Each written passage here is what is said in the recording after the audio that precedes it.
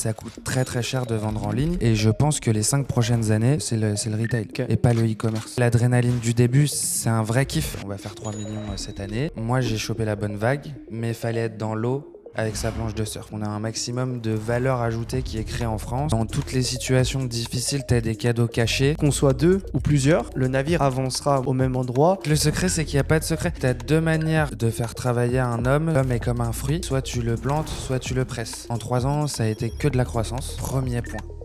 On ne dit jamais que sa boîte est à vendre, sinon elle vaut moins cher. Faire des ventes, en fait, faut être obsédé par faire des ventes. On veut faire des produits avant de faire des euros. Et c'est bien d'avoir des haters, ça veut dire que Ça fonctionne. t'existes en fait, sinon t'en as pas. Prendre des feedbacks des gens qui achètent, pas des gens qui n'achètent pas. On est à cheval entre un modèle artisanal et industriel. Quand t'es en vérité, tu fais progresser les gens te font progresser. Faire et se tromper, et faire et se tromper, et faire et se tromper. Le trait commun des entrepreneurs, c'est qu'on est tous fous. Bonjour à toutes et à tous, bienvenue à toi Maxime. Salut Alexis. C'est un vrai plaisir de t'avoir dans ce podcast.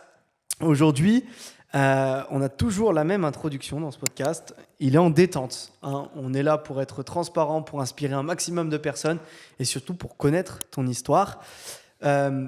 Question simple, réponse simple. Réponse simple. Exactement. Je vais te demander ton nom, ton prénom et ton âge pour commencer, s'il te plaît. Alors, Maxime Dubois, et j'ai 29 ans, bientôt 30. Ok, nickel. Ta profession aujourd'hui, Maxime? Chef d'entreprise. Ok. Multiples entreprises ou pour le moment qu'une seule? Qu'une seule. Ok. Focus sur qu'une seule. Après, on a des idées, mais... Comme tout bon entrepreneur Voilà. qui se respecte. Ok, nickel. Ta ville d'habitation principale, Maxime? Lyon. Ok. Ton palmarès, est-ce que tu as... J'aime bien poser cette question. Est-ce que tu as un palmarès quand tu étais plus jeune dans le sport, dans des trucs comme ça? Ah, ok, j'allais dire qu'est-ce qu'un palmarès. Non, j'ai pas vraiment de palmarès. Super. Ton épanouissement sur 10 à l'heure où je te parle actuellement?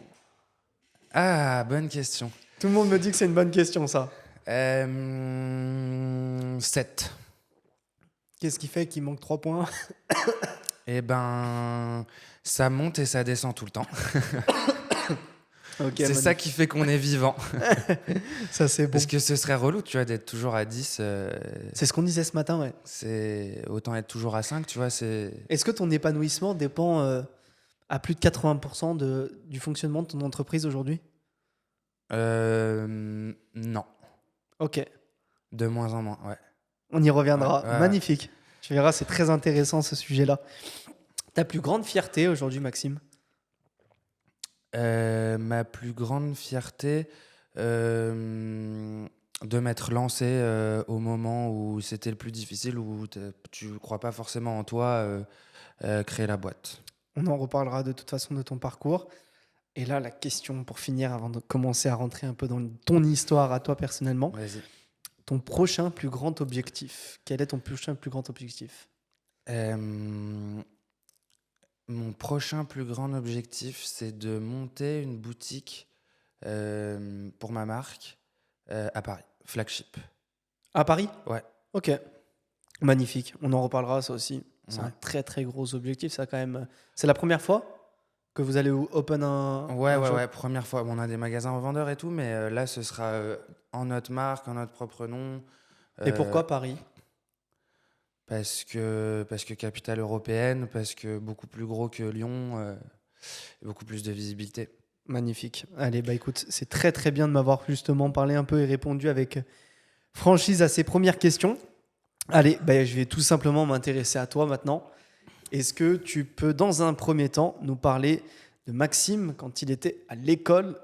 Qu'est-ce qu'il a fait à l'école? Comment justement est arrivé tout ce parcours un peu entrepreneurial? Est-ce que tu peux nous inspirer justement de ton histoire et qu'on puisse plonger dans ton histoire? J'aurai peut-être des questions au fur et à mesure du temps.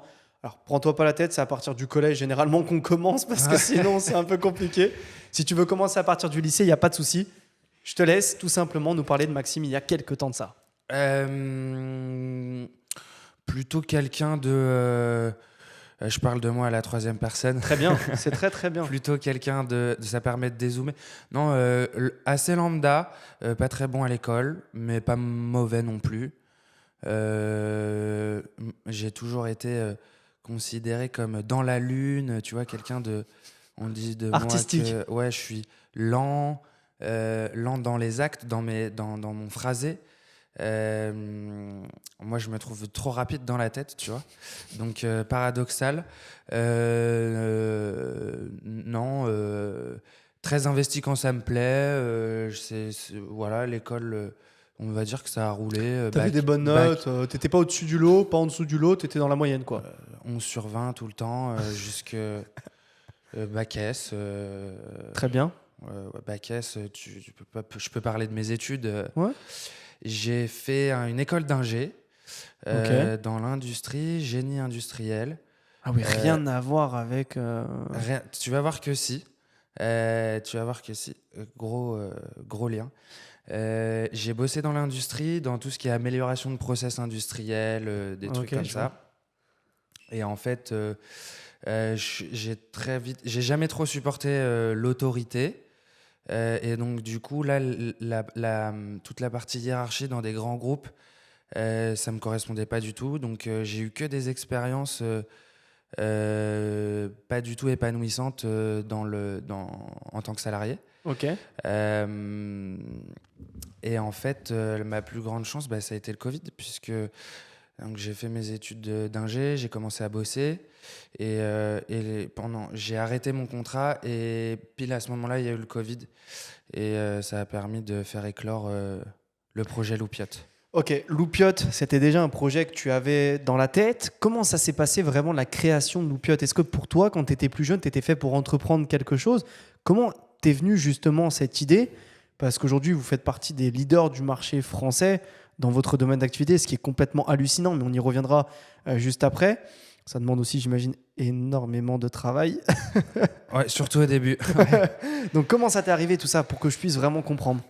Alors, je dis toujours, c'est une combinaison de facteurs externes que tu gères pas et de ce que tu as toi. Est-ce que j'ai toujours été entrepreneur? Je pense. Mais en fait, ce qui fait que je le suis, c'est que je me suis lancé, tout simplement. Euh, J'avais ce projet. En fait, à l'époque, j'étais en couple avec une designeuse architecte qui designait des luminaires. Et moi, j'ai tout de suite projeté, comme j'ai pu projeter d'autres projets perso. Tu vois, on parlait du lycée. Au lycée, je réparais des iPhones et je me faisais de l'argent de poche comme ça. Puis après, j'ai vendu des valises. T'avais Donc déjà un j'avais ce peu... petit ouais. truc-là. Et ce qui a changé la donne, j'ai mis le doigt dessus il n'y a pas longtemps d'ailleurs. Je suis parti un mois à Boston. C'était un séminaire entrepreneurial parce que j'avais complété mes études après mes études d'ingé. Ouais, ok. C'était avec qui, tu peux dire, le séminaire? C'était avec l'EM Lyon. Ok. Je faisais un master à l'EM Lyon. Et du coup, on partait, tu vois, la classe, Un mois à Boston. un mois à Boston. Ok. Et là, en fait, en parlant à des entrepreneurs et un peu l'American Dream, tu vois, je me suis dit, OK. T'as pris une onde de choc. Ouais, j'ai pris un truc et je me suis dit, OK, en fait, tu peux le faire, tu vois, et c'est vraiment dans la mentalité que ça a changé, parce que moi, mes compétences, c'est les mêmes, tu vois. Donc, je rentre de Boston avec un peu plus d'ambition et de confiance en moi, et ce qui fait que, plus le Covid, ce qui fait que je me dis, bon, ben, ce projet-là, je dis mon ex, tu designes des luminaires, ben, on va faire un site, on va le voir en plus grand, sans non plus, tu vois, une ambition de dingue dès le début, en fait. Et ça se passe souvent comme ça. T'as beaucoup d'entrepreneurs et de vidéos où tu peux te dire, quand tu regardes sur YouTube, tu peux te dire, ah ouais, en fait, il faut vraiment avoir la dalle et tout. Non, je pense que c'est petit à petit que tu apprends à avoir, On que discutait. l'ambition, elle grossit. Et c'est petite marche par petite marche. T'as pas besoin de vouloir être milliardaire pour te lancer. Non. C'est hyper intéressant ce que tu dis parce que ce matin, on discutait donc avec d'autres entrepreneurs, parce Ouais. que ça fait une semaine nous, qu'on tourne et la semaine n'est pas encore finie, mais on disait que il n'y a pas besoin de forcer finalement la chose et de se dire oui, je dois toujours essayer de nouvelles choses pour réussir à entreprendre. Il disait que sois linéaire, sois patient et le bon moment arrivera. Et toi, finalement, c'est ce que tu disais. Tu as eu quand même plusieurs années où tu as travaillé dans des domaines qui te plaisaient peut-être pas forcément. Tu as fait 1 mois à Boston, comme tu disais. C'est en rentrant à ce moment-là que tu as saisi l'opportunité parce que tu sentais qu'il y avait le bon moment. Tu n'as pas forcé la chose.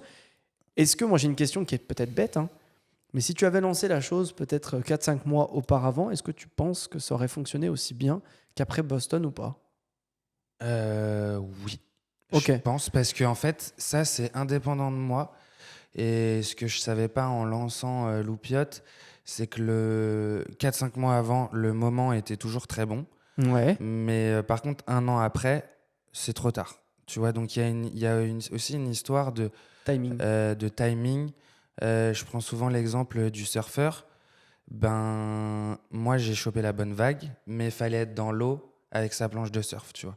Et c'est la Magnifique, combinaison de ces deux trucs-là qui fait que bah, après, tu surfes la vague très bien. euh, Ok, et des vagues successives d'ailleurs. Mais ouais, ouais. ouais, Enfin, ouais, sur la partie ambition, le truc qui est, je trouve intéressant, qu'on peut dire aux auditeurs, c'est moi, j'ai commencé, je voulais juste être pas forcément libre financièrement, juste me faire un SMIC, être derrière ma machine et rien devoir à personne, et que ce soit mes clients qui me donnent de l'argent et pas satisfaire quelqu'un qui est au-dessus de moi. Donc satisfaire quelque chose que je fais moi, satisfaire des clients par un produit, par une valeur que je crée moi. C'était ça vraiment qui m'animait. Et en fait, une fois que tu commences à goûter un peu à la croissance, bah, l'humain, il veut un peu plus. Et c'est comme ça que l'ambition, elle monte.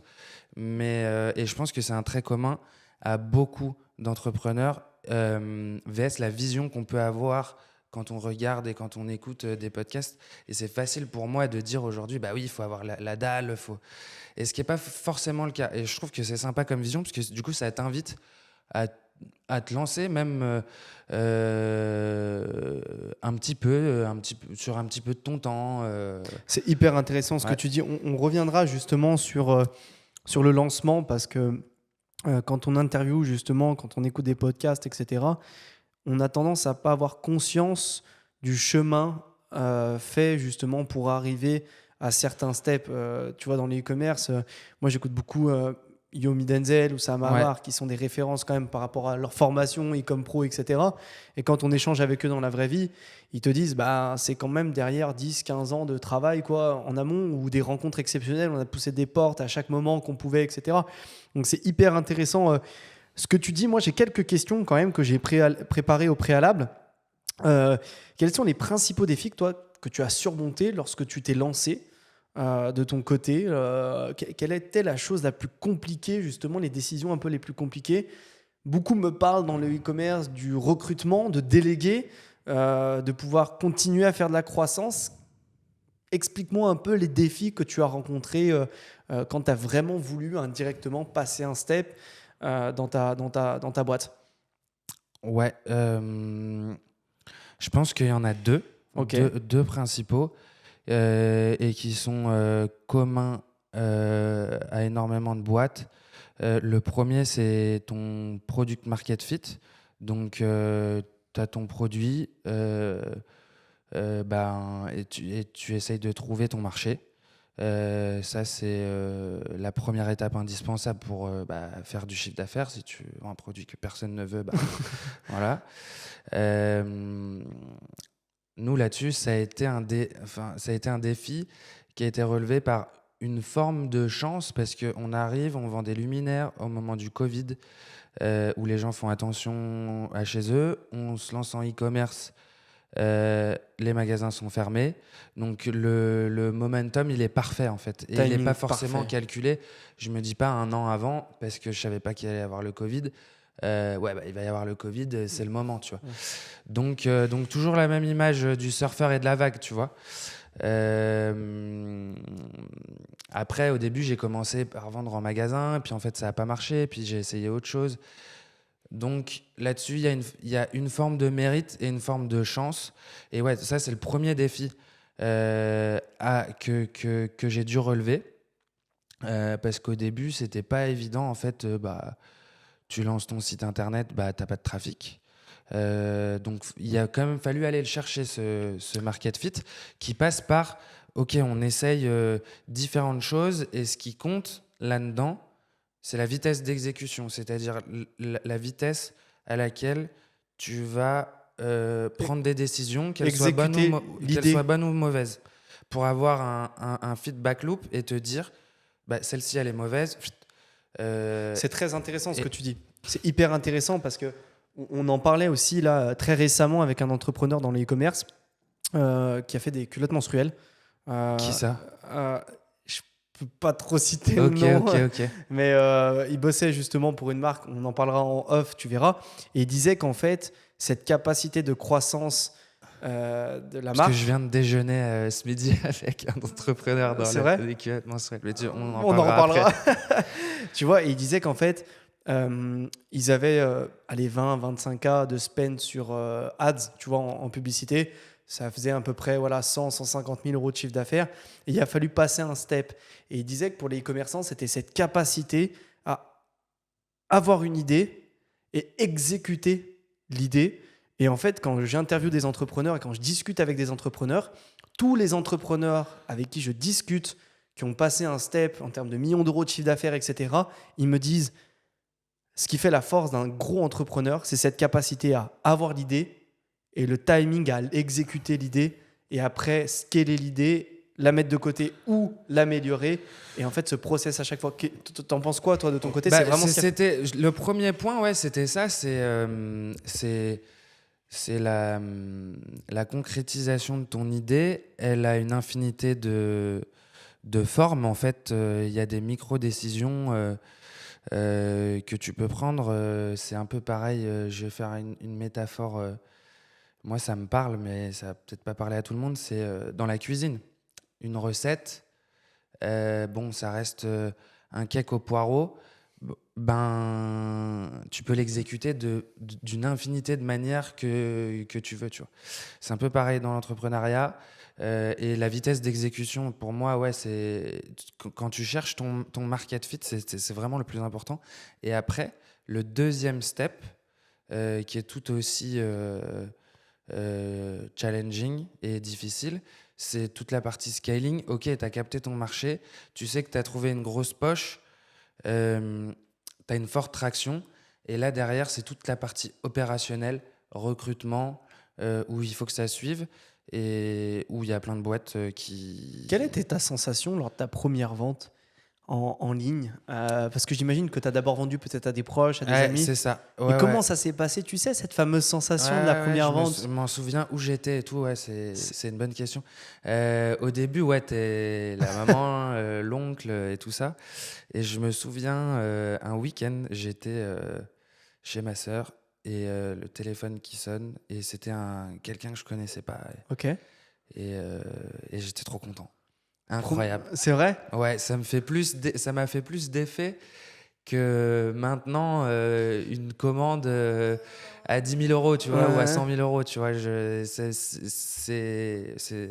indescriptible. Gros pic de dopamine. C'est vrai, non, ça m'étonne pas. C'est beaucoup de. Après, tu t'habitues. Hein. Ouais, forcément. Et parfois, tu es même déçu. On en reviendra sur des pics de croissance que tu as peut-être eu. Et des fois, quand ça redescend un peu, il y a cet état d'esprit de se dire putain, ouais, on était là, comment on fait pour y retourner, etc. Tu vois. Ouais. On en reparlera de toute façon de tout ça. Moi, j'aimerais bien savoir aujourd'hui, Maxime, quelle est la personne qui t'a le plus inspiré dans ta vie? Que ce soit un proche ou une personne peut-être en ligne ou autre. Est-ce qu'il y a vraiment une personne qui t'inspire de jour en jour où tu te dis waouh, c'est exemplaire, que tu connaisses ou que tu connaisses pas? Je te laisse réfléchir. Moi, je te donne par exemple mon exemple. Ouais, vas-y. Moi, j'ai énormément d'admiration pour Kylian Mbappé. Ok. Donc pas pour le sportif forcément, il claque des buts, etc. Mais c'est pour cette capacité à hiérarchiser très rapidement, cette capacité à être lucide après un match de 90 minutes dans lequel il vient de se faire sortir d'une Coupe du Monde ou d'un match de Ligue des Champions et de donner un interview comme si de rien n'était. Cette capacité à s'entraîner chaque jour, à performer régulièrement. J'admire énormément cette personne pour ça, tu vois, cette fluidité, cette rigueur aussi. Je donne un dernier petit exemple avant que tu me cites justement cette personne, enfin la personne qui t'inspire le plus. Mais en 2022, lors de la finale de la Coupe du Monde, qu'on a perdu contre l'Argentine, Ouais. Kylian Mbappé, 3 jours après, était au centre d'entraînement pour performer, pour s'entraîner. Tu vois, c'est bête ce que je dis, mais aujourd'hui, c'est quelqu'un qui ne lâche jamais rien et qui a toujours Qui envie se d'aller relève plus et tout, loin. ouais, c'est clair. Moi, j'ai pas une personne. J'en ai plein. C'est... On rigole. Avec Elliot, je vais te dire pourquoi, parce que c'était une question piège. 95% des entrepreneurs qu'on invite ne sont pas, c'est pas qu'ils sont pas capables, mais ne nous citent pas une personne en particulier Ouais. parce qu'ils apprécient tellement l'humain, ils ont fait tellement de belles rencontres Bah ouais. que ça reste quelque chose d'hyper large. Ouais, c'est assez large, ouais. Et en fait, mais je pense qu'on. Tout le monde, tu t'inspires de telle personne pour cette partie-là. Ouais. Donc vraiment, ouais, les humains de manière générale, tu as vraiment apprécié toutes les rencontres que Ouais, tu as après, faites. je suis beaucoup inspiré par des entrepreneurs. Ok, tu as des Euh, exemples? Alors les premières vidéos, je pense comme beaucoup de gens, les vidéos de The Family Oussama. Avec Ous. Ouais, ouais, où je me suis dit, ah ouais, il y a un... Tu l'as déjà rencontré, Oussama? Non, jamais. Ok. Et ouais, je me disais, ah ouais, putain, enfin, même si tu connais rien à l'entrepreneuriat, le mec te dit des trucs qui parlent et qui donnent une vision. Du sens, ouais. Ouais, Qui ont qui du donne sens. du sens. On a déjà eu l'occasion d'avoir Oussama, nous, en podcast. Ah, trop stylé. Ouais, ça a été un vrai plaisir d'avoir échangé avec lui pendant 1 heure et demie. Et c'est vrai que c'est un vrai personnage. Bah oui. C'est un vrai... Pour te donner l'anecdote, nous, on a eu l'occasion d'avoir Ous. Il met un post sur LinkedIn. Et moi, je réponds au post LinkedIn parce que je sais qu'il aime les personnes qui envoient un peu du peps, etc. Je dis, bah, tu sais quoi, donne-moi un horaire, une date, etc. précis. Je viens à Paris, on fait le podcast. Pas manqué, il était présent au podcast. On a fait 1 heure de podcast et l'idée, l'approche qu'on avait avec Oussama, c'était de le voir sous un autre angle. Ok. Il sortait de l'affaire, enfin, il sortait, qui est encore d'ailleurs en cours avec The Family, tu sais, c'était compliqué, critiqué, etc. Moi, je voulais pas du tout rentrer dans ça. Ouais. Je voulais rentrer dans le regard qu'avaient les gens sur Oussama, parce qu'il est très apprécié par une grande partie des personnes et détesté par une grande partie aussi de la population. Donc c'est vrai que c'était hyper intéressant. Est-ce que tu as d'autres personnes, David Laroche, Éric Larchevêque, c'est des gens qui te parlent? Ouais, David Laroche, ouais. Mais en fait, enfin, heureusement qu'il y a des gens qui le détestent. Heureusement qu'il y en a qui l'aiment, tu vois. Enfin, je préfère ça que c'est comme tout à l'heure, on disait sur 10, faut être clivant, faut que ça bouge, faut être un peu tranchant. Et en fait, ça me faisait penser quand tu parles, je pense que le trait commun des entrepreneurs, c'est qu'on est tous fous. Puisque notre job, c'est d'imaginer des choses qui n'existent pas ou alors les améliorer. Et Créer. du coup, il faut être un petit peu fou, un peu comme un artiste et un tableau. Moi, j'aime bien cette vision-là, tu vois. T'as des entrepreneurs qui sont vachement méthodiques et qui sont complètement dingues de process. D'autres, c'est n'importe quoi. Et en fait, les deux marchent. Et c'est un peu extrémiste mais, comme vision, mais moi je l'ai constaté, tu vois. 100% d'accord avec toi. Parce que tous les entrepreneurs avec qui je discute ont cette envie un jour dans leur carrière de devenir artiste, soit par le biais de la peinture, soit par le biais de la musique. Où tous les artistes musique, etc., ont cette âme entrepreneuriale. Ouais. Je pense qu'il y a un pattern commun. Et pour te dire qui m'inspire, David Laroche, j'écoute un peu. L'archevêque, j'adore. Je regarde pas mal Qui veut être mon associé. Non, en vrai, plein de monde. Xavier Niel, j'adore. Créateur de Free. Ouais. Anthony Bourbon, pianiste vraiment. Franck Nicolas, ça te parle peut-être aussi? Franck Nicolas, d'ailleurs, très bonne référence pour toutes les personnes qui veulent regarder. C'est un entrepreneur sur l'état d'esprit, sur le mindset, etc. Très intéressant. Allez, moi j'ai une petite question. Tu vas faire comme si en face de toi, tu avais un investisseur ou un client, peu importe, et tu vas devoir nous pitcher ton entreprise. de la meilleure des façons possibles pour qu'une personne qui nous écoute se rende immédiatement sur le site internet et puis fasse sa petite commande. Allez, je te laisse la parole. Fasse sa petite commande ou investisse, parce que du coup, il faut que j'adapte mon discours. Eh ben, comme tu préfères. Ok.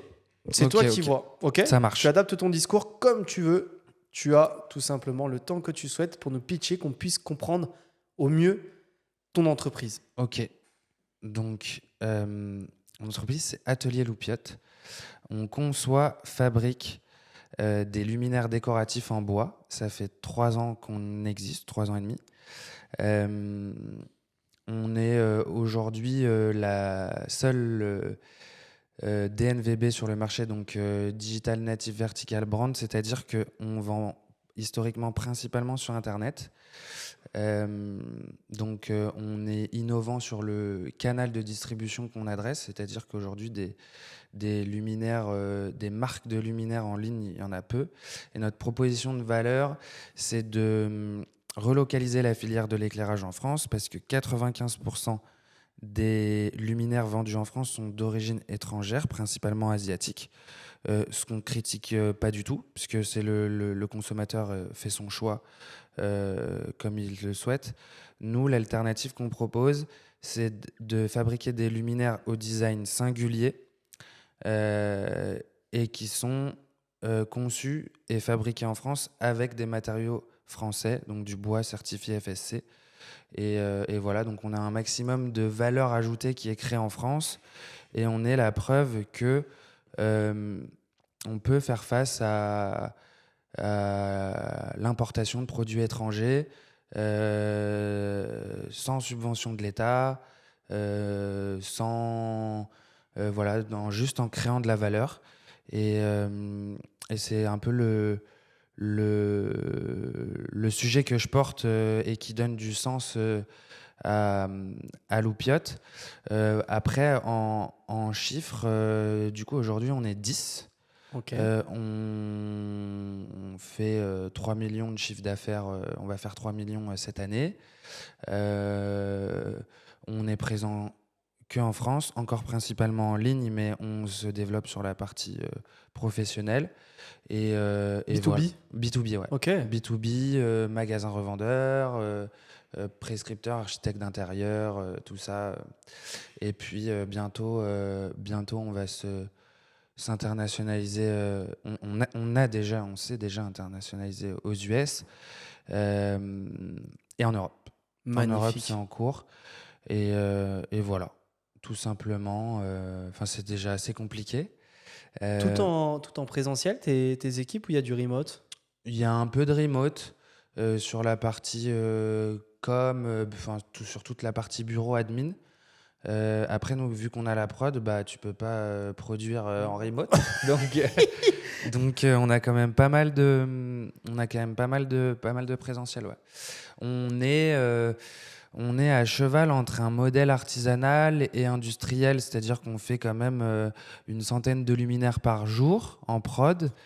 Mais on ponce à la main, voilà, et c'est ça qu'on essaye d'apporter au consommateur, de lui montrer bah, voilà, comment c'est fabriqué, et on arrive à le faire à des coûts qui sont compétitifs. Donc, C'est une grosse fierté pour toi aujourd'hui. ouais, c'est une grosse fierté aujourd'hui. Et c'est... De contribuer justement. Il y a un mot que j'ai retenu tout à l'heure dans ce que tu disais, c'est ton souhait pour toi de vendre quelque chose, d'une part de qualitatif, Ouais. de répondre aussi à un besoin du client, peut-être parfois ultra précis, en fonction de leur goût, en fonction de justement quel type de pièces ils veulent justement éclairer, de quelle manière ils veulent éclairer leurs pièces, etc. Donc c'est un vrai enjeu pour toi aujourd'hui de répondre d'une part à cette demande de tes clients, mais aussi en interne, je pense, répondre aussi à tes collaborateurs qui soient bien dans leur boîte. Est-ce que c'est un enjeu majeur aujourd'hui, le fait que chez Loupiote, on soit plus que bien encadré, plus que bien suivi, etc. Comment tu vois un peu ces recrutements? Comment tu as réussi à développer ta boîte? Parce que beaucoup d'entrepreneurs qui nous regardent réussissent à faire peut-être parfois 10, 15 000 euros de chiffre d'affaires par mois, mais tu le sais, tu le connais, ce step de déléguer, de laisser faire d'autres personnes des choses que tu fais au quotidien. Comment tu as vécu ça, toi, de ton côté? Est-ce que ça a été compliqué? Comment ça s'est passé, tes premiers recrutements? Bah, ça s'est toujours bien passé. Tu vois, je discute avec pas mal de monde et on me dit: «Ouais, première problématique, c'est la problématique humaine». Moi, pas trop. Hem, En vrai, et on me dit: «Bah, comment tu fais?» Je dis: «Bah, j'ai pas de recette miracle». Hem, j'ai fait, full intuition. Feeling, beaucoup Ouais, de feeling. Tu joues beaucoup au ouais, feeling? beaucoup de feeling. J'ai pris pas mal de j'aime bien les profils, atypiques qui ont pas forcément d'expérience positive avant, Ok. que je vais pouvoir aider et que je vais pouvoir, épanouir. Ça, c'est ce que j'aime bien, mais en fait, je le ressens, tu vois? C'est pas quelque chose, qu'on a pu me dire, en recrutement ou quoi, et du coup, bah, souvent des jeunes. Tu vois, j'aurais du mal à avoir une équipe, de gens qui ont 10 ans de plus que moi, qui sont déjà expérimentés parce que je saurais pas trop quelle valeur ajoutée j'ai à leur donner. Là, tu Heu, sens vraiment que dans tes équipes, tu vois, vous êtes une communauté en interne entre vous, tous des soldats qui sont prêts à partir au combat et vous vous déplacez ensemble. Et c'est ce que tu aimes vraiment ouais, dans. c'est ce que j'ai essayé de créer, mais tu vois, c'est pas calculé en fait, c'est assez naturel, ça s'est fait, assez naturellement en vrai. Mais je pense que de par ton calme, de par ta façon, justement, que depuis tout à l'heure tu réponds aux questions, les gens sentent que ça va bien se passer, tu vois, moi je suis à l'aise. C'est bête parce que la plupart des entrepreneurs que j'ai, c'est le micro, il est là, et je peux te dire que ça déboîte, tu Ouais, vois. non, non, moi c'est tranquille. Ouais, tu vois, c'est calme, etc. Et je pense que ça se ressent, c'est une grosse force aujourd'hui.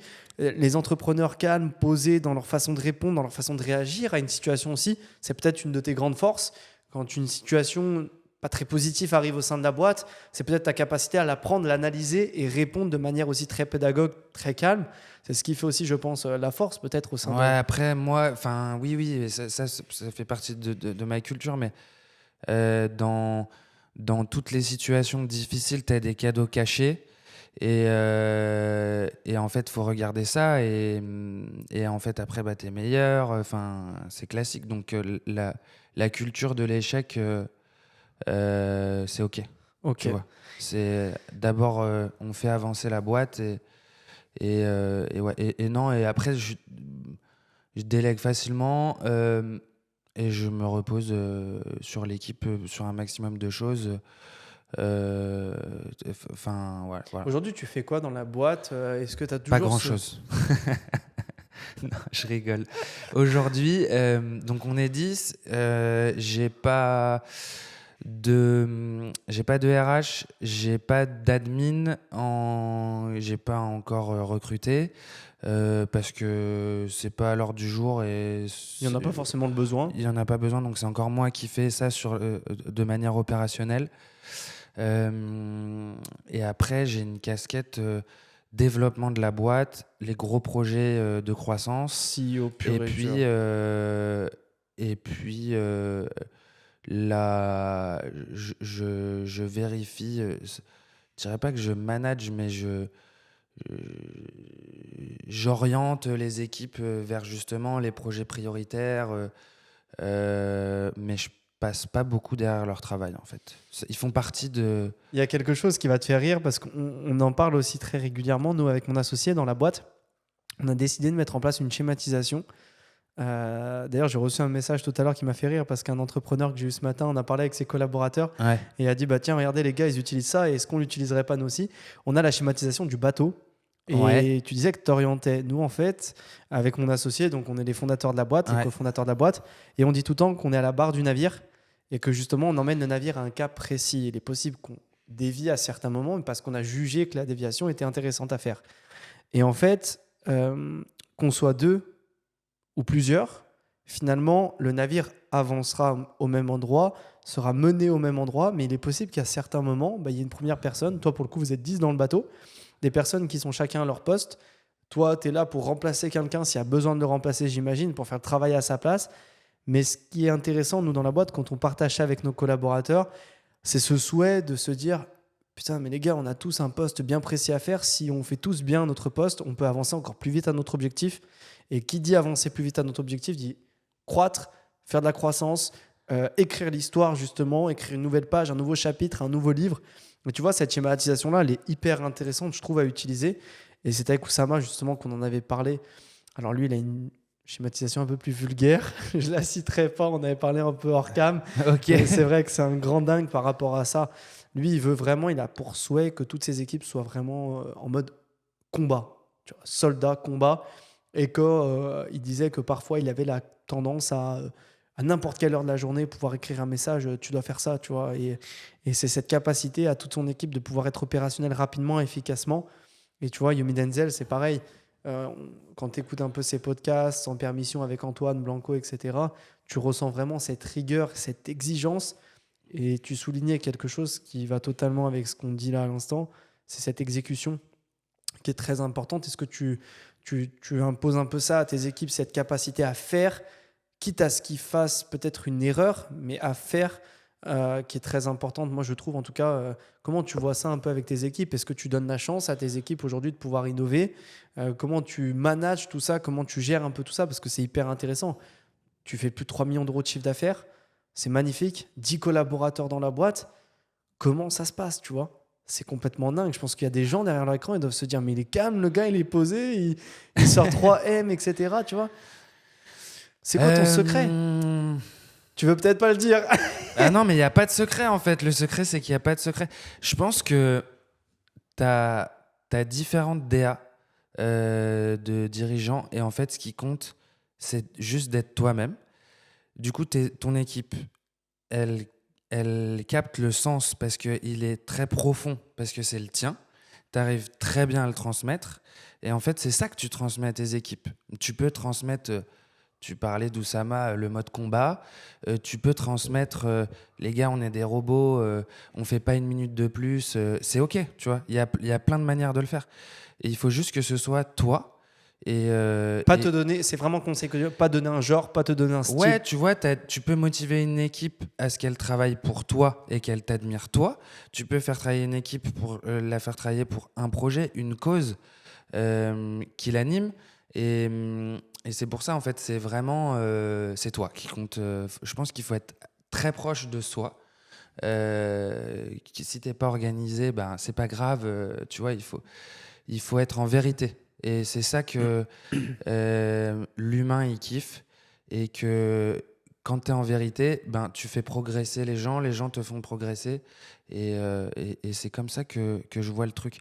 Et après, au niveau de l'exécution des équipes, euh, moi je laisse une grande autonomie sur l'exécution en donnant les grandes directions, tu vois. T'as le et, titre. et, Et après, et ce qui compte, c'est faire et se tromper, et faire et se tromper, et faire et se tromper. Et après, elle s'améliore toute seule, en fait. c'est ce que tu Mais disais toi au début. pas d'immobilisme, pas de... C'est pas grave si on fait un truc qui est horrible, on en rigole, tu vois. Moi, je fais que me marrer toute la journée et je me fous de la gueule de mes collaborateurs volontiers, tu vois. Au Et ils moins, se foutent c'est de la toi culture aussi, de ou l'échec. Bien sûr, bien sûr, bien sûr. Bien sûr, bien sûr. Mais c'est Il bonne faut. entente. C'est bonne entente. Ouais, c'est bonne Très entente. taquin et c'est très- comme ça que. Ouais, ouais, c'est comme... Ben, ça met... ça désacralise le truc, quoi. T'es OK pour... c'est Et OK c'est pour comme se ça que les tromper. gens apprécient bosser en se disant bah, j'ai pas peur de faire une erreur, j'ai pas peur de proposer quelque chose de nouveau, d'innover, de proposer bah tiens Maxime, j'ai pensé à ça, qu'est-ce que t'en penses?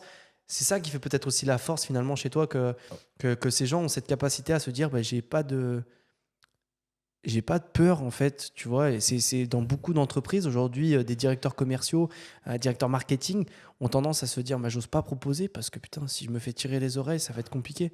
Tandis que toi, tu es vraiment pour le fait que bah tiens, tu as une idée, tu me la proposes, elle passe, on la teste, on s'applaudit tous ensemble, elle passe pas, c'est pas grave, on va pas se pointer du doigt. C'est vraiment cette idée-là que tu as toi.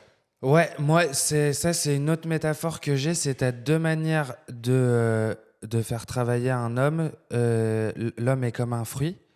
Soit tu le plantes, soit tu le presses. Et du coup, moi, je suis team le planter. Et il y en a qui pressent très bien.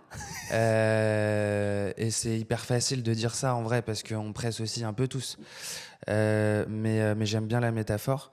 Et, euh, et ouais, moi, je dis souvent aux collaborateurs, si demain, vous n'êtes pas content d'être dans ce job, vous partez, on en discute, vous partez. En fait, je veux... Tu veux pas ressentir, tu veux C'est pas la qu'ils ressentent liberté. la sensation. C'est la liberté. Tu t'en vas, tu viens. Et c'est à moi de faire le job pour que Tu te sentes le mieux possible. le projet ait de l'attraction humaine et qu'il y ait des gens qui veulent y adhérer, tu vois. Mais, mais ouais. Est-ce que tu aurais pensé, il y a quelques années, quand allez, fais un feedback en arrière, tu vois, tu te mets 10 ans de moins, donc tu as 18 ans, 19 ans, c'est ça? Ouais. 10 ans de moins, 19 ans. Être ici, 10 collaborateurs, un peu plus de 3 M de chiffre d'affaires. Est-ce que un jour tu aurais pensé être Non. dans ce mood-là, dans ce flow-là? Quelle était ta vision il y a 10 ans de ça? La vision, en fait, c'est que pour moi, le succès n'est pas linéaire et ça vient, c'est rapide et totalement discontinu. Tu sais pas combien de temps ça va durer. Et donc c'est je m'exprime pas très bien, mais ça va vite en fait. Et versus il y a 10 ans, je me disais, bon, bah, faut construire, c'est sur des années. En fait, dans 15 ans, tu seras peut-être là. Non, ça peut aller très vite. Il y a une phrase que tu vas vachement apprécier pour Vas-y. synthétiser tout ça. Ça me fera une métaphore de plus. Et je pense que tu vas l'apprécier. Vas-y. On surestime toujours ce qu'on peut faire en 1 ou 2 ans et on sous-estime ce qu'on peut faire en 10 et 15 ans. Ouais. Et ça marche même quasiment en mois, je pense. Ah, ouais, mais clairement, très long terme, on sous-estime toujours ce qu'on peut faire en 1 ou 2 mois. On surestime ce qu'on peut faire en 1 ou 2 mois. Et c'est là où... On sous-estime en 1 an. Ouais, mais grave. Et c'est là où on se trompe tous. C'est qu'il suffit d'être focus 3 mois sur une problématique. T'es meilleur que 99,5% des gens, tu vois. Et souvent, tu fais un pic de motivation une semaine, tu y reviens après. C'est vraiment la constance de ce truc-là qui fait que tu vas te donner la probabilité d'avoir un résultat fort. Ouais, clairement. La linéarité, ouais. C'est quelque chose Mais ça marche dans les relations humaines, ça marche... dans le sport, dans tout. Ça marche dans tout, en fait. Cette rigueur, cette linéarité est très, très importante. Ouais. C'est vachement... que aucun être humain n'a sur tous les sujets, tu vois. C'est très... Forcément. Parce que ce truc que tu entends dans tous les podcasts, ouais, bah, il faut... En vrai, je suis sûr que les gens qui le disent sont leurs propres détracteurs internes. Et c'est OK, tu vois. Vaut mieux prêcher la bonne parole plutôt que de dire bah, je suis nul et je le revendique. Mais ouais. Très intéressant. Écoute, on va faire un petit jeu, Maxime. C'est très simple. Je vais commencer les phrases. Vas-y. Et tu devras les compléter avec un seul mot. OK ? OK. Stylé. Tu vas rigoler à certaines phrases comme 99% des gens qui viennent ici et qui me disent Alexis, putain, t'abuses. La vie, c'est... Ah putain, c'est dur. Et ouais. La vie, c'est... la vie, c'est une sinusoïde. C'est pas linéaire. Pas linéaire. Ok, la vie, c'est pas linéaire. Ouais. Ok, il y a des hauts, il y a des bas. Ce qui caractérise la vie, c'est qu'il y a des hauts et des bas. Sinon, c'est pas la vie. Magnifique. On y reviendra, c'est intéressant ce que tu dis. Les gens sont... Gentils. Et là, attention, je suis méchant parce qu'elle est très dure. Vas-y. Mais c'est une question piège aussi, tu verras. Je suis... Donc toi. Ok. Je suis... Wow, c'est dur. Hein. Je suis... Allez, je vais te dire un mot qui ressort régulièrement quand je le propose. Vas-y. Attention, parce que tout le monde n'a pas la réponse. C'est très régulier que les entrepreneurs ne savent pas répondre. Alors, une grande partie qui ont la réponse me disent leur prénom et leur nom. Ok. parce qu'ils interprètent ça comme voilà. Je l'ai trouvé. Je suis courageux. Pourquoi? Euh, Bonne question, parce que si tu donnes pas d'exemple. Je sais pas en fait. Putain, merde. Et ouais, c'est très compliqué. C'est très compliqué parce que c'est rare. Pour moi, le courage, c'est. Même si je le suis pas, c'est ce que j'aspire à être. Donc, du coup, je dis je suis courageux. Mais il y a quelque chose qui fait que un jour dans ta vie, tu as pensé que tu ne l'étais pas. Oh, bah, plein de fois. En Ok. vrai, tu t'es. Toute la journée, tous les jours, tu as la petite voix qui te dit Non, t'es- tu le t'es- feras demain, etc. voilà, ce petit truc, ouais, non, mais là, t'as pas été à la hauteur, tout ça. Le courage, c'est pour moi la maîtresse des vertus parce que c'est facile d'être gentil avec quelqu'un si t'as pas quelque chose à perdre. Et du coup, le courage, c'est ce qui fait que tu prends position, c'est ce qui fait que t'es toi, en fait. Et du coup, C'est cette capacité à s'exprimer sur un sujet, par exemple, exprimer son opinion, Et- dans sa façon de s'habiller aussi. et dans les actes aussi. Et dans les actes. Ouais. C'est très beau ce que tu Et dis, dans c'est les très bien. actes, ouais. Dans Dans les tout ce mots, que tu fais, évidemment, ouais. aussi. Les Non, actes, mais dans tout, de manière générale. ouais. C'est quand Tu moi, vois, le courage, tu parles de foot, le courage d'un footballeur qui se dit ben, je fais pas mes études, je continue le foot, ça c'est du courage, parce qu'il a perdu un truc que la plupart des parents veulent sa sécurité et veulent qu'il fasse le truc. comme toi, le moment, je vais donner un exemple sur toi, tu me corriges hein, si j'ai tort, c'est quand tu étais en études, tu aurais pu inspirer à être dans une grosse boîte, bien cotée, avec un beau salaire linéaire, etc. Mais tu t'es quand même dit, vas-y, bah, je me lance et j'y vais. Et finalement, tu arrêtes presque tout ce que tu avais qui était fait depuis des années, quoi. Ouais, grave. C'est ça aussi le courage. Ouais, alors c'était facile pour moi d'être courageux parce que j'aimais pas ce que je faisais, donc Ouais, tu vois. mais attends, faut quand même préciser que aujourd'hui, en France, 2500 euros par mois, 2000 euros net par mois, c'était quelque chose que tu pouvais largement avoir à la sortie de tes études. Ouais, Attends, tu vois, ouais, il y bien en sûr. a beaucoup qui n'osent pas aujourd'hui, qui se disent non, Bah bah, ouais, ça c'est du courage, ouais. Par exemple, Voilà. ouais, ça c'est du courage. Le truc le plus courageux, je pense que c'est d'employer du monde. Parce que faut les payer, quoi. Donc, c'est engageant. Ça te fait plaisir, toi, de te dire putain, c'est vrai que je permets à des gens chaque mois de vivre. Ah Moi, je bah trouve ouais, ça ouais. tellement beau. ouais, c'est stylé, ouais. C'est Ouais, c'est je vachement kiffe. stylé. Ok. Alors, j'ai une petite question qui est très importante. Tu vas me répondre sous la forme perso, toi, Maxime, ok, et sous la forme entreprise, donc ta boîte. Ok. Quels sont tes prochains grands projets, toi, personnellement, Maxime? Ah.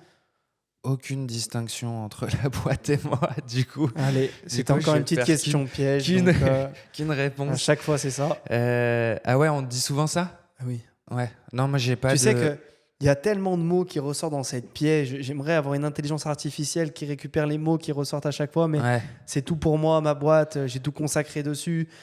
Aujourd'hui, ben, mon objectif perso, c'est mon objectif pro. Je suis focus à 100%. Tout ce que tu dis, on a tous, ces entrepreneurs, quelque chose qui nous rejoint. C'est cette capacité à se consacrer. On nous connaît. On a aussi toujours l'oreille attentive à des projets qui arrivent à gauche, à droite. On essaie toujours de se consacrer aussi et de donner du temps à des gens. Mais aujourd'hui, ouais, quels sont tes prochains grands objectifs? Donc avec toi, perso, la boîte, qu'est-ce que tu vises Il y prochainement? en a plein. Je pense que je le vois pas mal. Je suis dans un cycle de 3 ans où du coup la boîte elle est installée, pérenne. Du coup j'aspire à ce qu'on ait des meilleurs locaux. Donc acheter des locaux, ça c'est un gros objectif pro perso, puisque si je les achète, bah, ce sera du patrimoine pour moi et une exploitation plus sympa pour la boîte, les collaborateurs et tout ça. Donc Tu te verrais le faire ici, région lyonnaise? ouais, Ok, ouais. magnifique, C'est un super. projet qui est en cours. J'ai ce projet de boutique. J'aimerais bien que Une vraie marque, c'est une marque qui est présente en physique et en digital. Nous, on a attaqué sur la partie digitale, mais je veux être plus présent sur le physique pour jouer la note de musique sur Internet et aussi dans la rue. La note de musique loupiote, donc CF, ce que je disais avant sur tout le pitch.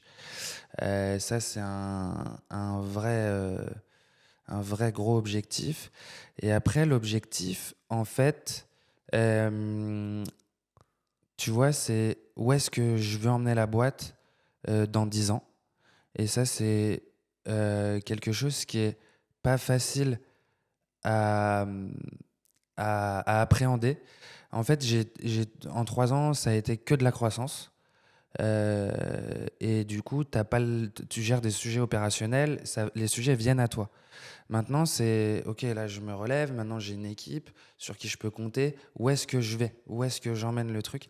Et ça, c'est hyper difficile quand tu es tout seul, puisque le cadre, c'est toi qui te le fixes. Donc, le matin, il est gros comme ça. L'après-midi, il est gros comme ça. Le soir, il redevient tout petit. Et ça, c'est vachement dur Ouais. à lisser, tu vois, et à donner une vision qui est constante. Selon ton humeur, selon ta vie perso, selon les problèmes pro, voilà, Tout ce qui se tout passe ce qui se autour. passe autour, ça c'est vachement difficile. Et ouais, c'est est-ce qu'on veut être full croissance sur les 10 prochaines années, ou est-ce qu'on veut creuser notre trou petit à petit? Tu vois, ça c'est des Gros questions. branding, plus sur l'histoire de la marque, sur l'image de marque, ou alors Ouais. continuer à aller chercher, aller chercher, aller chercher. Et ça, du coup, faut que tu ailles chercher en toi ce que tu veux, fondateur. Et aujourd'hui, je suis dans cette réflexion, tu vois. Donc, c'est un objectif de clarifier tout ça. C'est beau, c'est beau. Moi, j'ai une question que je pose souvent aux e-commerçants, aux des gens qui ont créé justement une marque Ouais, en ligne. Est-ce que tu serais prêt un jour à à lâcher? vendre. Tu l'as répondu avant. Tu vois, c'est une question qu'on te pose. J'en suis convaincu. Tu vois, c'est pas une question piège. Attention. Tu vois. Mais c'est aujourd'hui. Est-ce que tu serais peut-être prêt à te dire, bah, je laisse une petite part du bébé parce que j'arrive à mon plafond, parce que ça peut être. Attention. Il y en a beaucoup qui prennent cette question et je suis sûr derrière vos écrans ou à l'écoute, vous prenez cette question en mode en se disant, bah voilà, Maxime, il va prendre son billet, il va arrêter. Non, non. La question, elle est que peut-être qu'un jour, Maxime aura aussi cette vision de se dire, bah là, je suis au max du max et c'est peut-être le moment pour mes équipes, le moment pour la boîte de laisser le bateau. Et moi, j'avais pas cette vision-là sur l'entrepreneuriat. Moi, à chaque fois que je pense que quelqu'un vend sa boîte, c'est parce qu'il avait envie de prendre un peu d'argent et se dire j'arrête. Il n'y a pas que ça, tu vois. Il y a aussi cet état d'esprit de se dire bah, c'est mon petit bébé, mais je l'assume et là, bah, je peux plus le faire grandir comme j'ai eu l'occasion de le faire grandir parce que j'arrive à mon summum, quoi. Donc, est-ce qu'un jour tu serais prêt, toi, à te dire, ça sera peut-être frustrant, mais est-ce que tu serais prêt à te dire bah, là, c'est le moment de lâcher? Comment tu te sentiras peut-être à ce moment-là? Alors, déjà, premier point. On ne dit jamais que sa boîte est à vendre, sinon elle vaut moins cher. Donc, Nous ne sommes pas à vendre. nous ne sommes pas à vendre. Non, mais c'est une phrase qui me fait marrer, qui est très vraie. Si tu dis que tu es à vendre, bah, Ça attise. bah On ferait ouais. la demande. C'est comme les femmes. Au moins, au moins t'es intéressé, au plus T'as du prospect. au plus t'as du prospect, au plus t'as des leads entrants. Euh, C'est vrai. Non, blague à part, vendre ma boîte, ouais, carrément. En fait, la seule condition pour vendre ma boîte, ce serait d'avoir assez d'argent pour partir loin, très loin. Non, je rigole. Ce serait pour partir en vacances et prendre ma retraite. Non, je plaisante. Non, ce serait pour vendre, pour me réinvestir sur un autre projet, tu vois, avoir l'argent que je puisse mettre dans un autre projet C'est beau. où je pourrais avoir plus d'impact. Mais aujourd'hui, si je vends même très cher et tout, et que j'ai une grosse somme d'argent, en vrai, je sais pas quoi en faire, tu vois. Je sais pas quoi en faire, sincèrement. T'es tellement passionné dans ce que tu fais. Je suis tellement passionné par ce que je fais. Tu te rends même pas et compte que tu bosses finalement presque. Je me rends même pas compte que je bosse, non. Ouais. C'est beau. Ouais, il y a franchement. des jours. Ouais, il y a des jours où tu as envie de rentrer chez toi, quoi. Il y a des jours, t'es pas motivé, hein, comme tout le monde, C'est mais beau quand même. C'est bien ce que tu dis parce que ça se ressent aujourd'hui et c'est ce qui fait la valeur de ta marque et l'image de ta marque. C'est qu'aujourd'hui, vous faites les choses humainement, les choses à votre échelle aussi. Et moi, je pense que c'est ce qui fait vraiment la force d'une marque brandée, la force d'une marque qui grandit, la force d'une marque qui va continuer à se développer. Ça serait quoi pour toi? Tiens, j'ai une petite question. Le magasin de tes rêves, justement à Paris, là, aux personnes qui nous écoutent et aux personnes qui, je l'espère, le verront d'ici quelques mois, quelques peut-être années, on ne sait pas quand est-ce que ça ouvrira. Mais ça serait quoi pour toi le magasin de tes rêves? Qu'est-ce qui te ferait vraiment plaisir d'avoir en termes de magasin de ton côté?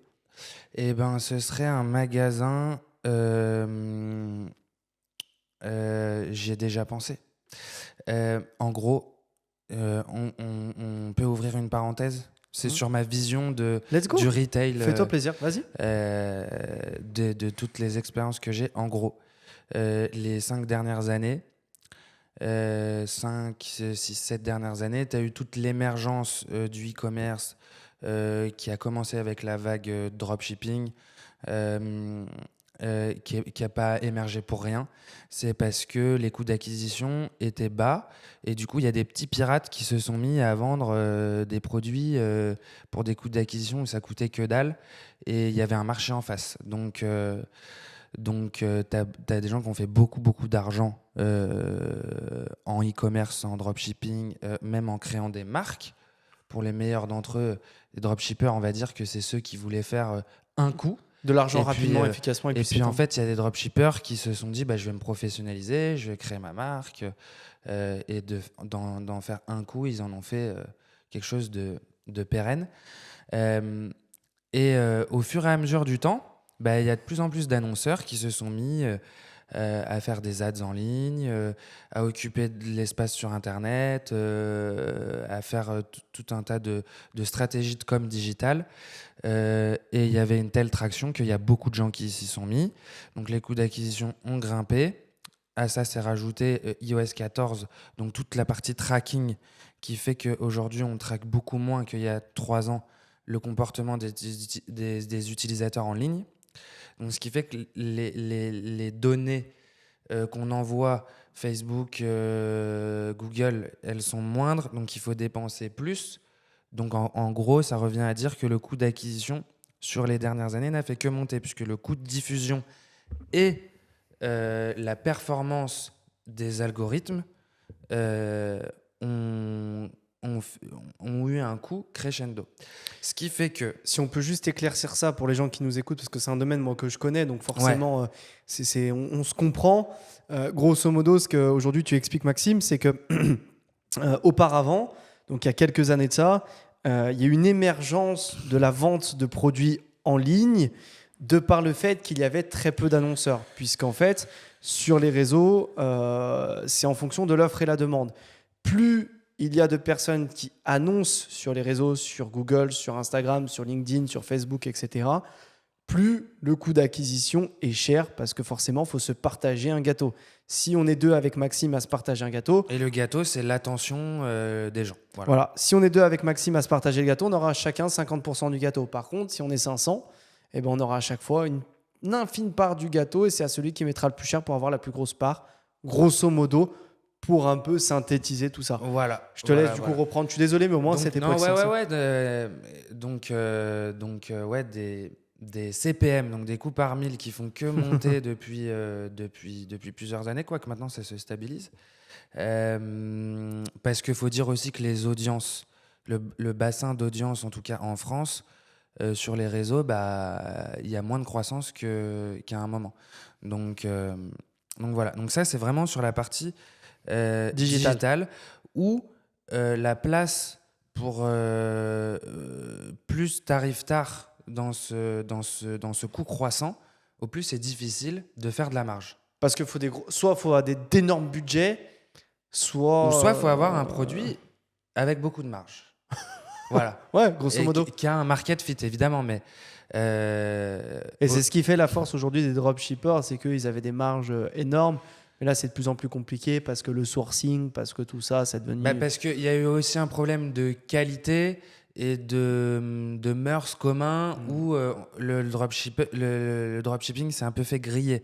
Mais il y a aussi plein de marques qui se sont créées et qui ont pris un shortcut de coût, qui se disent moi, je vais vendre directement au consommateur final, sans passer par un magasin revendeur, sans passer par un distributeur, sans passer par ça.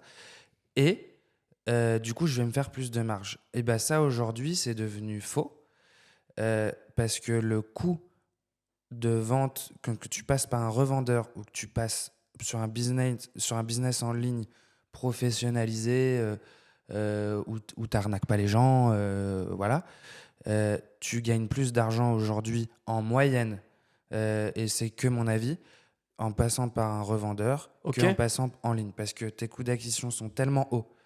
Les frais de structure pour maintenir ton site. Les personnes aussi. Pour les personnes que tu emploies pour maintenir ton site, pour faire des pubs. Parce que Donc, de manière générale, si je comprends bien, pour toi aujourd'hui, ta vision des choses, c'est de se dire que il est beaucoup plus intéressant sur le long terme de passer par un revendeur pour faire croître sa boîte. C'est ça ? Non, c'est pas ce que je dis. Ce que je dis, c'est que le modèle de vente en direct D2C qui existait et qui a connu un fort essor avec toute l'émergence des marques qu'on connaît, DNVB, on va citer le slip français, on va citer Teddy Bear, on peut citer Atelier Loupiote, autopromotion.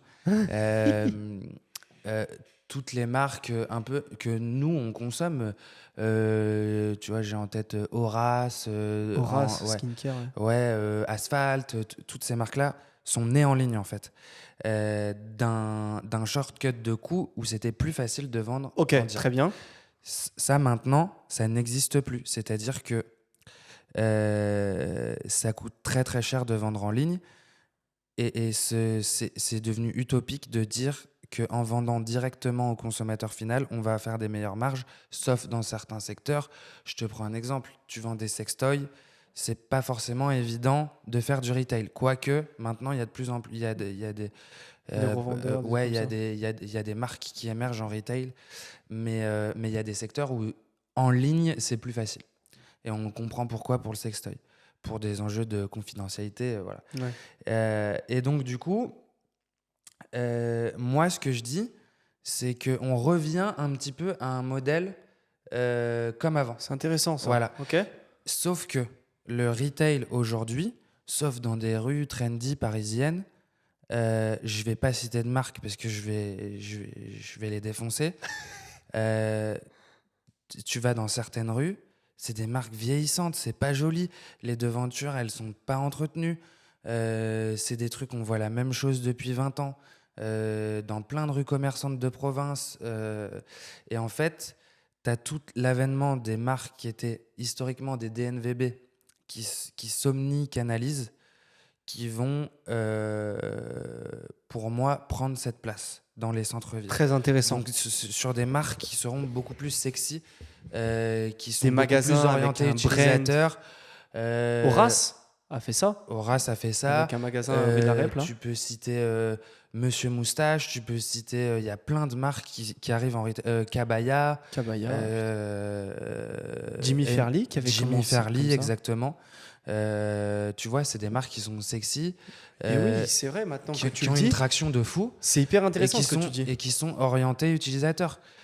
Ils vont globalement moins te faire chier pour un échange, pour un truc que des marques un petit peu plus à l'ancienne, sur des modèles de distribution un petit peu plus vieux.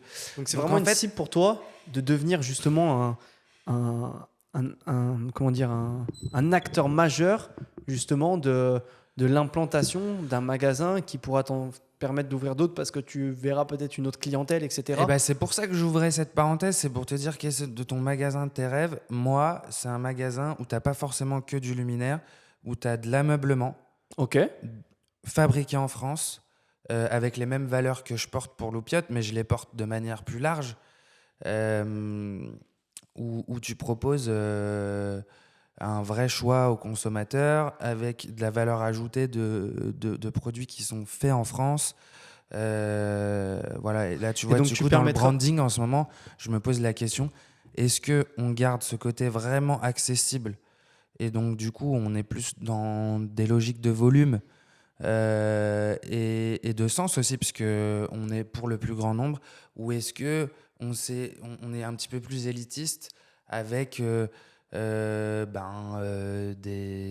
design encore plus singulier, des matériaux encore plus qualitatifs, tu vois, C'est bien, c'est intéressant. voilà, mais on est encore hyper jeune et c'est pas évident de savoir ce que tu veux toi, en fait. C'est ça Ça qui a est... que 3 ans, hein. Putain, Ouais. c'est ça qui est Ouais, complètement ouais, dingue, ouais, hein. ça fait à la fois beaucoup et à la fois que dalle. Mais je pense Il que... y a une place. Comment tu l'as expliqué? Il y a vraiment quelque chose à faire.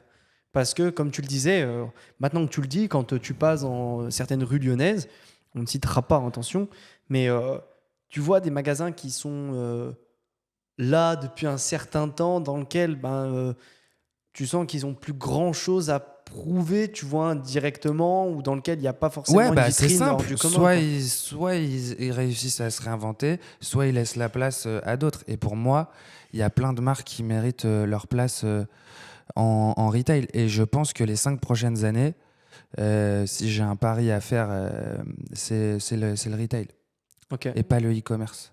C'est hyper intéressant. C'est hyper Parce intéressant. que les gens aussi aujourd'hui, sur des marques e-commerce, ils sont un peu plus frileux parce que ils se disent mais c'est pas une vraie marque, ils sont pas revendus dans des magasins physiques. Les deux ont une synergie qui est très puissante. Donc tu vas pouvoir investir sur ton e-commerce en ayant un petit peu moins de marge, mais ça va servir ta notoriété globale qui va faire que ton système e-commerce, retail, wholesale va être rentable au final, tu vois. C'est hyper intéressant ce que tu dis depuis tout à l'heure. Ça permet vraiment aux gens de prendre du recul sur le fait que le fameux un peu bullshit qu'on dit régulièrement, c'est prenez une marque et faites de la pub et vous verrez, ça fonctionnera. Bah ça fonctionnait à 5 ans. C'est ce que tu dis, tu as résumé ma phrase et ça ne fonctionne plus du tout maintenant, quoi, clairement. Et alors, faut avoir peut-être ouais, il faut avoir vraiment quelque chose de spécial, je pense, pour que ça fonctionne maintenant, parce qu'il y a déjà énormément de C'est plus personnes. dur. Ouais, c'est plus dur. C'est plus dur. Tu peux, hein. Il y en a encore qui le font, mais c'est beaucoup plus dur. C'est quoi, tu vois, pour finir un peu sur ça, j'ai deux petites dernières questions. Quel serait, toi, le meilleur conseil que tu pourrais donner à un jeune qui veut se lancer dans le e-commerce, dans le lancement de sa marque? Je pense à beaucoup de femmes qui nous suivent aujourd'hui parce que j'ai beaucoup de messages régulièrement. Salut Alexis, j'aimerais bien lancer ma marque de parfum, de cosmétiques, de ci, de ça. Qu'est-ce que tu conseillerais, toi, clairement, à un jeune, on va dire qu'à la vingtaine, qui veut lancer sa marque pour se lancer correctement et pour lui faire gagner un peu de temps de par ton expérience, sans lui donner toutes les ficelles? Qu'il arrête de parler et qu'il fasse un produit et qui vende, en fait. Qu'il vende le plus tôt possible.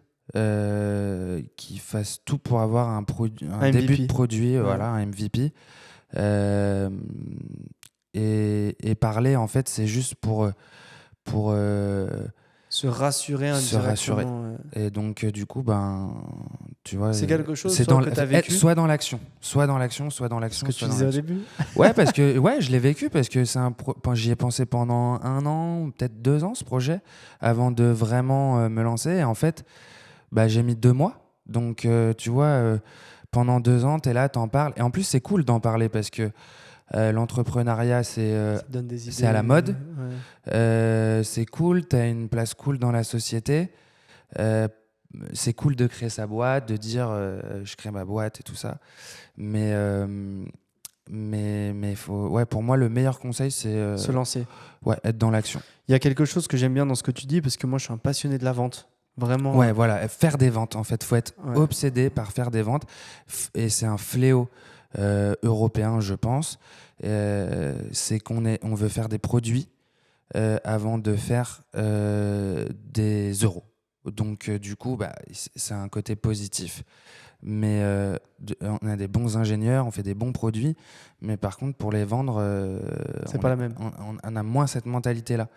Donc, C'est ce que j'aime dans ce que tu dis, parce que c'est pareil, une grande partie des entrepreneurs aujourd'hui que je rencontre et avec qui j'échange sont passionnés de ça maintenant, de vendre, de cette capacité à, tu vois, être dans la rue avec une personne et vendre indirectement leurs produits, vendre leur vision quand ils intègrent une personne dans la boîte, ouais.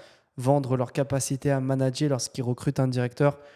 Et moi, c'est toujours ce que j'essaye de partager aux jeunes qui nous regardent ou aux moins jeunes, parce que c'est pas facile aussi, attention, pour une personne qui est à la quarantaine en reconversion et qui va se lancer dans l'entrepreneuriat.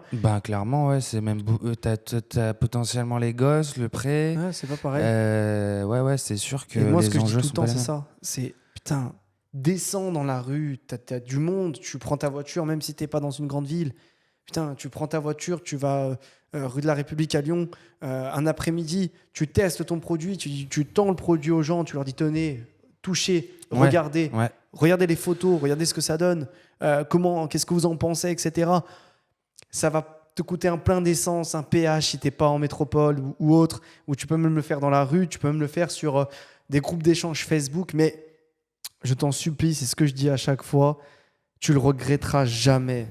Si la personne n'accepte pas d'échanger avec toi, c'est pas grave. Tu as eu des gens, toi, au début, j'en suis convaincu, qui t'ont dit, Maxime, fais-le pas, tu vas perdre du temps, tu vas pas gagner d'argent, etc. Je suis convaincu qu'il y a des personnes qui t'ont dit à ce moment-là, quand tu t'es lancé, ouais, je suis sceptique, ouais, tu fais que 1000 balles par mois. Ouais, bien sûr. Mais t'en as toujours déjà. Donc, mais c'est cool, tu vois. C'est ce que je disais. Vaut mieux. C'est bien d'avoir des haters. Ça veut dire Ça que fonctionne. t'existes en fait. Sinon, Ouais. t'en as pas. Mais ouais, t'as des gens qui disent ça. Mais la capacité de ça, c'est d'être dans ton feedback personnel. Moi, même ma famille, tu vois, me disait, cherche du boulot. Ton petit projet là, il faut que ça se finisse. Et le jour où ils te disent, alors les commandes, ça se passe bien, tu vois, c'est pas de leur faute. Ils voulaient ta sécurité. Et tu leur as prouvé, toi, t'es fier, ils sont fiers de toi. Au final, t'es largement gagnant, en fait. C'est ce que tu dis, ouais. Lance-toi, va dans la rue. Regrette pas. Tous les projets, la plupart des projets entrepreneuriaux qu'ont les gens, tu peux faire quelque chose de très rapidement. Et j'allais compléter un truc sur ce que tu disais. Ne prendre des feedbacks des gens qui achètent, pas des gens qui n'achètent pas. Ok. Parce que faut taper au portefeuille, parce que c'est les gens qui font une transaction, qui est un échange de valeur entre un produit ou un service et de l'argent, qui vont te dire le mieux pourquoi ils ont acheté. C'est ce que tu as fait, toi. Tu as vraiment été chercher la value Ouais, moi, du ce que consommateur. j'ai fait, c'est que j'appelais tous mes paniers abandonnés. Tu vois, Non. j'appelais, je disais, ouais, bonjour, je suis fondateur. On a une petite boîte. C'est la première fois Et que j'écoute. je voulais savoir si vous, est-ce Qu'est-ce qu'il qu'il a était fait arrivé. Je crois même que j'inventais une douille. Je me souviens plus. Et en fait, le mec il disait bah ouais, j'ai trouvé ça grave sympa, le Made in France et tout. Et tu vois qu'il y a un pattern commun. Et en fait là, t'as ton product market Ton axe fit. d'évolution. Ouais. Et du coup ton axe d'évolution aussi. C'est génial, ça. Ah en fait non, mais il y avait pas ça, donc j'ai pas acheté. Quand tu l'entends une fois, ça a peu de valeur. Quand tu l'entends 10 fois, tu te dis ah ouais là. Et tu fais toujours ça? Moins. Peut-être à retester. Mais parce que du confort. Parce que du confort. Ouais, je veux le remettre en place, ça d'ailleurs. Ça lui a donné une idée. Il va passer un coup de fil direct au dernier panier abandonné. Il va dire qu'est-ce qui s'est passé? Ouais. C'est hyper important. Tu vois, nous, les gens qui font le SAV, c'est aussi ceux qui produisent et qui font la logistique. Et c'est important pour moi qu'ils fassent. Qu'il soit dans le circuit complet. Qu'ils fassent tout, puisque sinon tu as des guerres entre les services. Alors peut-être que si un jour on est 50, ce sera plus difficile. Mais en tout cas, C'est génial. Je kiffe ce C'est génial truc-là. Du coup, tu vois, on retombe un peu sur nos pieds, c'est que du coup, la personne qui bosse chez moi, j'espère, elle va se dire, ok, bah, en fait, c'est aussi ma petite Je fais entreprise à partie moi, du tu truc. vois. Ouais. C'est dans mon petit truc. Et puis, si je veux faire un truc, C'est ce qu'on disait tout à l'heure. Tu es dans l'écoute en disant, bah, moi, t'as mon une job, idée. c'est de lui donner l'argent ou pas de ce qu'il veut faire, tu vois, quelque part. C'est magnifique. Bah, franchement, ça a été un vrai, vrai grand plaisir de pouvoir échanger avec toi. Je Pareil. crois que ça fait à peu près une cinquantaine de minutes, 1 heure qu'on est ensemble. Le temps passe très vite. Moi, j'ai une petite question. Sur une échelle de 0 à 10, comment tu as vécu le moment, cette heure de podcast? Alors, dis-moi pas 10 pour me faire plaisir, hein, mais voilà, je voulais savoir comment tu as vécu le moment, toi, en tant qu'entrepreneur, sur ce podcast-là. Est-ce que si tu pouvais nous donner des choses à améliorer justement sur ce podcast, qu'est-ce que tu améliorerais? Fais-nous un petit retour sur comment tu t'es senti dans cette petite heure. Alors déjà, c'est un exercice que j'ai fait peu de fois, mais que je kiffe tout le temps parce que tu donnes ton expérience et en fait après ça amène sur d'autres discussions. Donc non, et, très bien passé, je dirais, on mettrait un 8. Eh ben, ça veut parce dire, que- si tu m'as dit que tu te sentais bien sur une note de 0 à 10 à 8, ça veut dire que moi je suis content aussi si tu me donnes 8. Hein. Ouais. 8, je suis raccord. Je suis bien à 8. Magnifique. Eh ben, Et écoute, axe d'amélioration, écoute, j'en ai pas d'évident. tu me feras un petit retour par message. Je t'appellerai panier abandonné. Salut Max. Ouais, Dis-moi. panier abandonné, ouais. Non, j'ai le point. Ok. On- c'est stylé, on parle beaucoup de moi, mon expérience et tout ça. Tu parles un peu de toi, mais du coup, moi, en tant qu'interviewé, j'ai envie d'en savoir plus, tu vois. C'est le problème de toutes les personnes qui viennent. Ouais. Et j'ai déjà fait des podcasts de 2 heures, 2 heures et demie. Où Mais justement, du on se coup, t'es renvoie obligé là-bas. de plus parler, le format est plus long, je suis d'accord. C'est ça. Et pour moi, ce qui est le plus important, c'est que si les gens veulent justement en savoir plus sur moi, il y aura tout sur ma chaîne YouTube. On parle de notre début entrepreneurial à 17 ans et demi avec Matt, de notre première boîte, après de la deuxième boîte, etc. On parle un peu aussi d'immobilier, de partage avec des jeunes entrepreneurs. Donc c'est vrai que c'est l'idée aujourd'hui d'en savoir plus sur toi parce que c'est dingue l'histoire que tu as quand même, mine de rien, parce que tout le monde ne se lance pas comme ça. Ah, mais tu t'en pas. Enfin, moi, Ah je ouais, ne m'en rends c'est pas ça. compte. J'ai beaucoup un niveau de vie élevé par rapport à la moyenne et tout ça. Et le truc, en ce moment, je suis en plein là-dedans. C'est pas ça qui me rend heureux, vraiment. C'est les projets. Tu as envie de cette adrénaline que tu as découvert au début, Ah ouais, putain, j'ai envie de. Tu vois, j'ai envie de l'avoir. découvrir des projets. J'ai envie qu'elle revienne. Et à la fois, elle est toxique parce qu'elle te fait trop bosser, elle te crame le cerveau. Je suis elle complètement d'accord avec toi. Et là, je suis encore, tu vois, la première année, j'ai tellement bossé que là, je me ménage encore. tu Je délègues, sais qu'il y aura d'autres parties dans ma vie où je rebastonne. Va falloir casquer. Mais ouais, l'adrénaline du début, c'est un vrai kiff. Je pense que c'est inexplicable pour nous, les entrepreneurs. C'est notre coque, tu vois. C'est Putain, il notre. disait exactement pareil. Thomas de la Première Brique ce matin. Ouais. Première Brique, tu connais, la plateforme de crowdfunding Ouais, immobilier à Lyon. Là. ouais. Il disait, mais les gars, je vous jure, c'est inexplicable. Ouais, ouais. J'ai une drogue. C'est une bonne drogue ou pas. C'est ce qu'il disait. Mais il disait, mais les gars, mais c'est extraordinaire. Genre, cette sensation de vibrer pour un projet, de recruter, de déléguer, de voir des premières ventes. Et qui sont tu vois, faites. c'est ça qui est difficile pour moi. Et en ce moment où je me pose plein de questions de sens et tout ça, c'est que je me dis, ok, bah maintenant, on est staffé, on est en place. Évidemment qu'on pourrait encore La faire croisière x10. est en route. Mais entre 0, pour moi, le 0-1 million, c'est là où j'ai le plus kiffé. Et j'étais le plus à fond. Mais après, t'es moins dans un game d'entrepreneur, t'es quand même plus dans un game de gestionnaire. Bon, là, on a quand même encore des projets de croissance et tout ça, et je vais l'exécuter, mais je me dis, ah ouais, en fait, j'aimerais bien peut-être regoûter ce petit truc de la... Mais c'est excellent. C'est hyper positif, ça. Ouais. Moi, je suis pour le fait que ce soit hyper positif. J'écoute beaucoup des podcasts de David Laroche qui dit que, Ouais. allez, on fait toujours 0 à 1 million. Et quand on arrive au premier million, nous, quand on a fait notre premier million avec Mathéo de chiffre d'affaires, eh ben, en fait, tu te rends compte que. Ouais, c'est moins excitant. Ouais. Ouais. Tu Ouais. te dis, putain, mais merde. Et C'est ça, en fait. Ouais, ouais. Il n'y a ouais. rien qui change. C'est comme, tu sais, quand tu dis, putain, j'ai hâte d'avoir 18 ans. Ouais, Mais mais- putain, je viens d'avoir 18 ans, il n'y a rien qui change. Et c'est ce qui est complètement dingue dans l'entrepreneuriat. Mais je suis convaincu qu'après avoir discuté avec toi, il y a peut-être des projets qui s'ouvriront sur des profils comme toi dans des boîtes, en consulting, en partage, en conférence. Ah ouais, moi mon kiff ce serait d'investir.